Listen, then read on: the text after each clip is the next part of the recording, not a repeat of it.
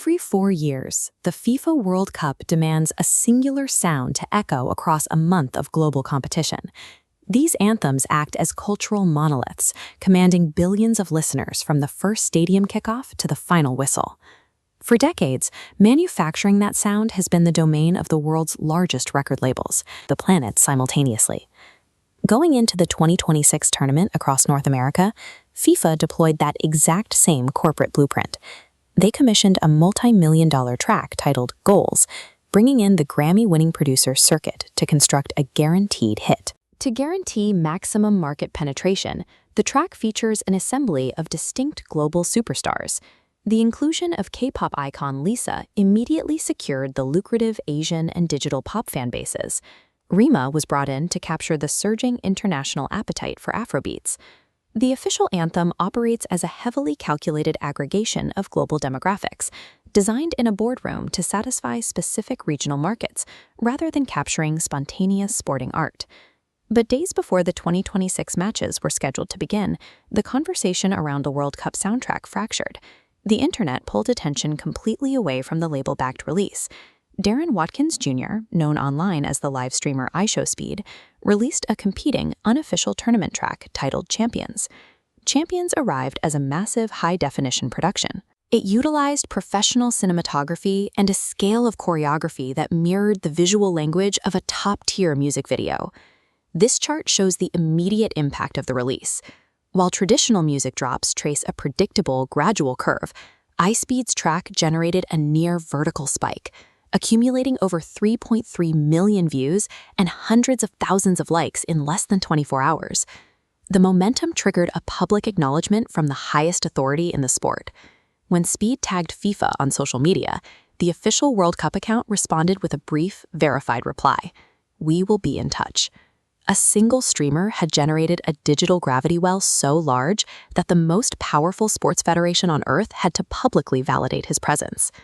To understand the mechanics of this 2026 takeover, we have to look back at the previous tournament.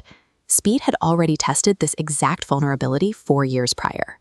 Leading up to the 2022 World Cup in Qatar, Speed released an independent track simply titled World Cup. It was built on raw football references and meme-driven internet energy, leaning heavily into his famous adoration for Cristiano Ronaldo. Simultaneously, the official 2022 tournament rollout featured American rapper Lil Baby with the track The World Is Yours to Take, backed by an immense marketing budget and international label push. This chart displays the massive gap in organic reach. Speed's release went entirely viral, amassing over 209 million views, easily dwarfing the official anthem. And with near zero institutional budget, it proved a single creator could reach a scale once reserved for major labels. The 2022 release demonstrated that audiences responded more enthusiastically to chaotic, organic passion than to a polished corporate pop song. It provided the exact blueprint required for a larger escalation in 2026.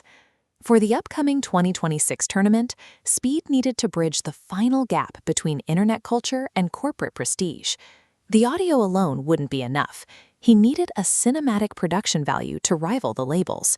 He enlisted professional directors and executive producers, initiating a shoot that utilized sweeping drone photography over global hubs like Miami. The production absorbed complex international logistics, moving units to film directly within the crowded, organic streets of Lagos, Nigeria. The video incorporated highly localized cultural representation, featuring traditional Ghanaian dancers to ground the project with an authentic, international footprint. Speed anchored these global visuals by wearing the Portugal jersey, a direct homage to his idol Cristiano Ronaldo, instantly engaging millions of diehard football fans. During the Miami shoot, crew members were spotted wearing badges reading IShowSpeed LLC. The solo bedroom streamer had fully evolved into a highly organized mobile production powerhouse. By combining Super HD cinematography with international logistics, Speed effectively neutralized FIFA's final remaining advantage, the production budget. As the visual gap closed, the conflict shifted entirely to the debate surrounding the audio philosophies of the two tracks. The traditional music community heavily defended FIFA's official release, Goals. It is a multi-million-dollar acoustic and linguistic construction, layered perfectly by top-tier audio engineers. Conversely, critics were quick to label Speed's track, Champions, as unpolished, dismissing the fast-paced, heavy beat as raw streaming noise. Yet, internet culture and football purists aggressively rejected that criticism. To the fans actually filling the stadiums, the flawless mixing of the official track sounded sterile and disconnected from the sport. Champions was built from entirely different sonic ingredients. It utilized aggressive crowd chants, frantic flag-waving energy, and the rapid-fire name-dropping of nations over a driving bass line. The metrics suggest the criteria for a successful sports anthem have shifted. Technical musical perfection has been sidelined in favor of raw, participatory resonance that accurately mimics the chaotic volume of a real football match. As the first match of the 2026 tournament approaches, FIFA finds itself trapped in a precarious lose-lose dilemma. If they officially validate a YouTuber's viral video at the 11th hour, they risk severely alienating the established global pop stars and record labels they contracted. If they ignore it, they dismiss a track carrying millions of organic views, actively turning their backs on massive fan petitions demanding it become the official song. This standoff marks the end of the era where one organization could dictate the tournament soundtrack, regardless of FIFA's official decision. A deep, intrinsic understanding of internet fandom, combined with the willingness to scale to high-definition production standards, allows independent creators to completely bypass traditional gatekeepers. Speed's ascent suggests that the sound of the World Cup is no longer solely the property of a boardroom.